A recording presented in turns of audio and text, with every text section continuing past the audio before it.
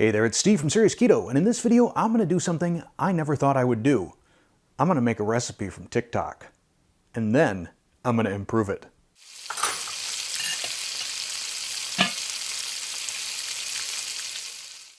I have vowed to never create a TikTok video.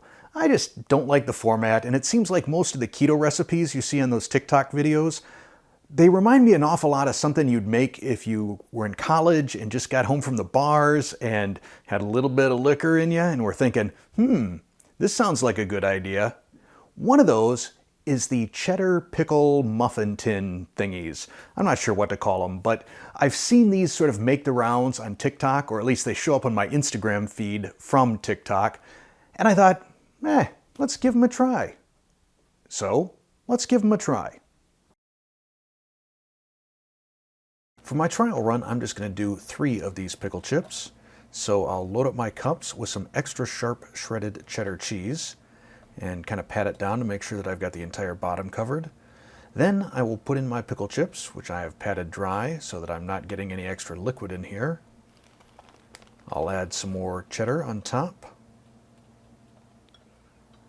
And then this is going to go off into a 350-degree oven. That's Fahrenheit. That would be 177 Celsius for probably 12 to 13 minutes.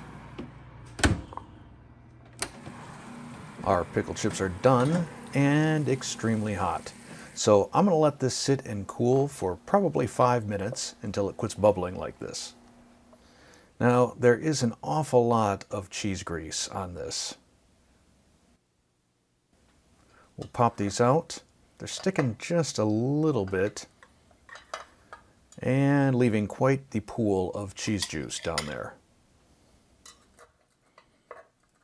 So I've let these cool, and I'm going to tilt the plate and hopefully not have any of these fall off on the floor, but you can see there is still a lot of cheese juice coming out of these things. We've let them cool a little bit. Hopefully they're crispy. Let's give them a taste.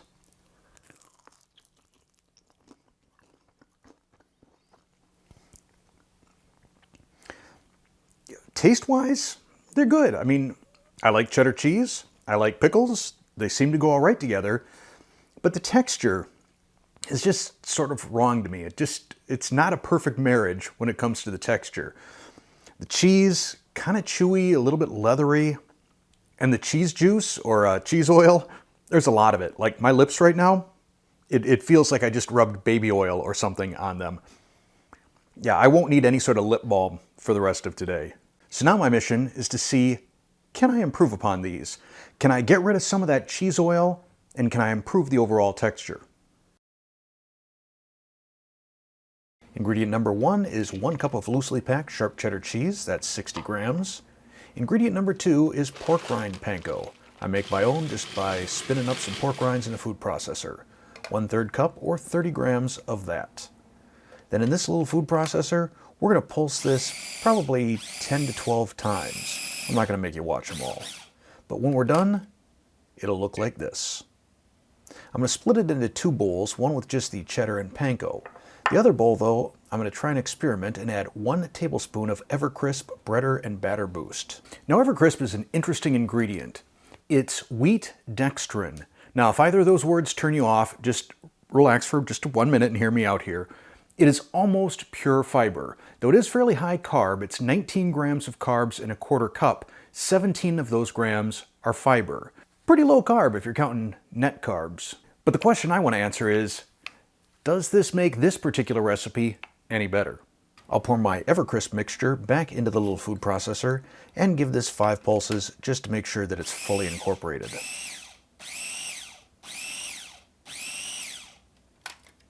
There we go.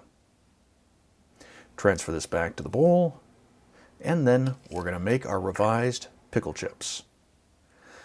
I'm using a heaping half tablespoon. It's probably about a tablespoon. Down to the bottom, pat it down, add my pickles,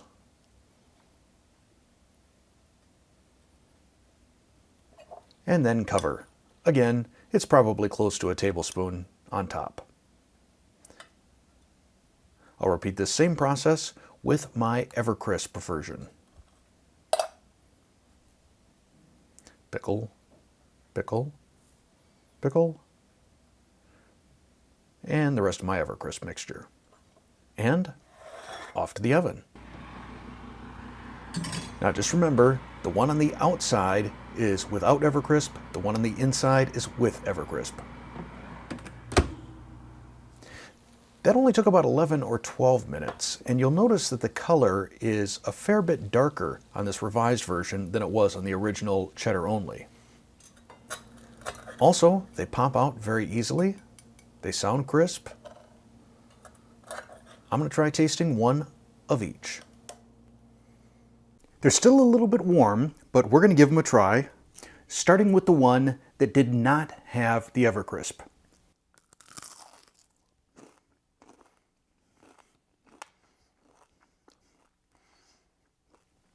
That is the sort of crunch I was hoping for. Amazing that just one little change can elevate these. Wow.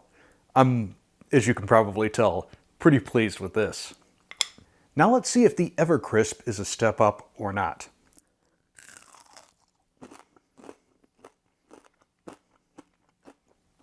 So while it did seem to be crispier around the edges, I got just a little bit more of a crunch, there was something about it texturally that almost seemed to stick to my teeth a tiny bit.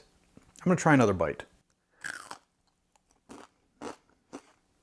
Yeah, I think the Evercrisp actually takes this past crispy and into crunchy, which I'm not sure is what I want. So I think for the sake of this recipe, and for the sake of cleaner keto, we're going to get rid of that ingredient.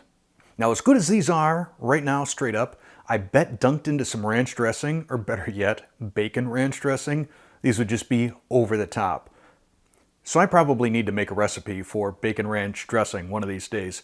But in the meanwhile, if you want to see a way to make a super, super easy, lightweight salad dressing that you can basically customize however you want, I will link to that as the end card to this video. But now, after having tasted this, the gears are turning, and I'm thinking, could this be used as a crispy breading on something else, like, say, chicken tenders? On the right, I have a beaten egg, which I'm going to use to coat my chicken tenders with. And on the left, I've got my breading. This is the exact same recipe as before, same ratio, no changes.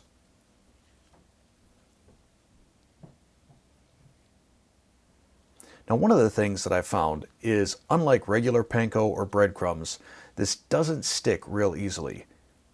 You do need to kind of flip it around and press it in, but you'll find after a little bit of work, it adheres nicely. Do the second one. Again, pressing firmly in. And off to the ovens. The first one I'm going to try in an air fryer. I've got this set to 395 degrees Fahrenheit, that's 202 Celsius. The other one is going to go into the convection oven at 400 degrees Fahrenheit or 204 Celsius.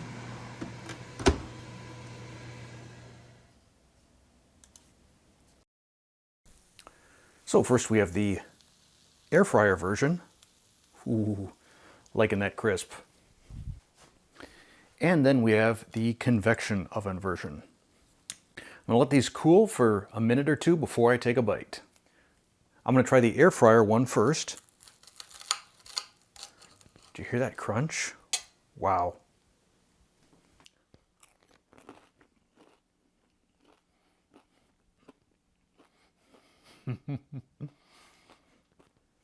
That was pretty wonderful.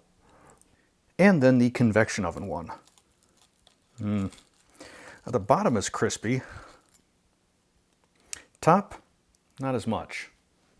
I don't know how this one's going to live up to the air fryer version, but here goes. It's good, and I think if I would have had that one before the air fryer one version, I would have been pretty happy.